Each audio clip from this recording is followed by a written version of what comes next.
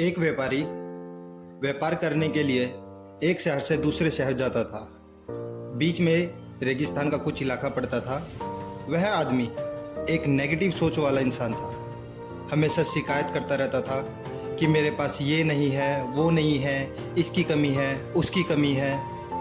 एक दिन वह रेगिस्तान में से गुजर रहा था, तभी उसकी पानी की बोतल खाली हो जाती है। उसे बड़ी जोर की प्यास लगती है, लेकिन रेगिस्तान में पानी ना मिलने की वजह से उसे बहुत गुस्सा आता है और बोलता है कि कितनी खराब जगह है, ना कोई पेड़ ना पानी, रास्ता भी लंबा है, रेगिस्तान पार करना पड़ता है। तभी आसमान की तरफ देख करके कहता है कि भगवान, ये कैसी जगह बना दी है आपने। अगर मेरे पास बहुत सारा पानी होता, बहुत सारे संसाधन होते, तो इस जगह को हरियाली कर देता, बहुत सारे पेड़ लगा देता। वह आदमी ऊपर देखकर ये सब बातें कह रहा होता है और ऐसा लग रहा था कि जैसे ऊपर वाले से जवाब का प्रतीक्षा कर रहा है। अब चमत्कार ये हुआ कि जैसे ही उसने नीचे देखा, उसे अपनी आंखों के सामने एक कुआं दिखाई दिया। वह पूरी तरह से घबरा गया, क्योंकि उसने कभी भी उस रेगिस्तान में कुआं नहीं देखा था। वह कुएं के पास पहुंचा और देखा कि कुआं पूरी तरह पानी से भरा हुआ है, परंतु वह आदमी नेगेटिव सोच वाला था और हमेशा शिकायत करता रहता था। और फिर से आसमान की तरफ देखते हुए बोला, भगवान, पानी से भरा हुआ कुआं तो दे दिया, लेकिन पानी निकालूं कैसे। तो इस बार जब वह नीचे देखता तो फिर से चमत्कार हुआ। उसे कुएं के पास रस्सी और बाल्टी दिखाई दी, लेकिन आदमी फिर से ऊपर देखता और बोला, भगवान, अब इस पानी को ले जाऊं कैसे। तभी उसको एहसास हुआ जैसे उसके पीछे कोई है। वह पीछे मुड़कर देखता तो एक ऊंट खड़ा हुआ होता है।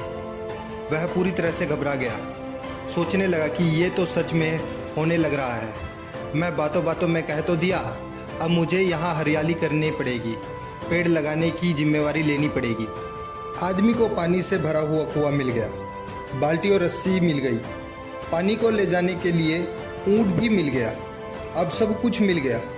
अब वह आदमी सोच रहा था कि ये मैं बातों बातों में क्या बोल दिया, ये तो गड़बड़ हो गए।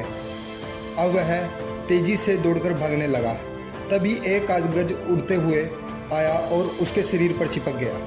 उसने जब उस कागज को देखा तो उस पर लिखा हुआ था कि मैंने तुम्हें पानी दिया, कुआं दिया, रस्सी और बाल्टी भी दी, पानी को ले जाने के लिए साधन भी दिया, फिर भी क्यों भाग रहे हो। उस आदमी को लगा मेरे साथ पता नहीं क्या हो रहा है। वह दौड़ते दौड़ते रेगिस्तान को पार कर लिया, लेकिन उस रेगिस्तान को हरा भरा नहीं बनाया।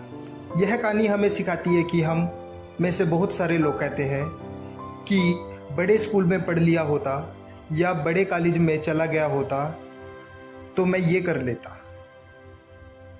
अगर मेरे पास बहुत सारा पैसा होता, ये कर लेता। मेरा बॉस मेरा साथ नहीं देता है, नहीं तो पता नहीं क्या कर देता।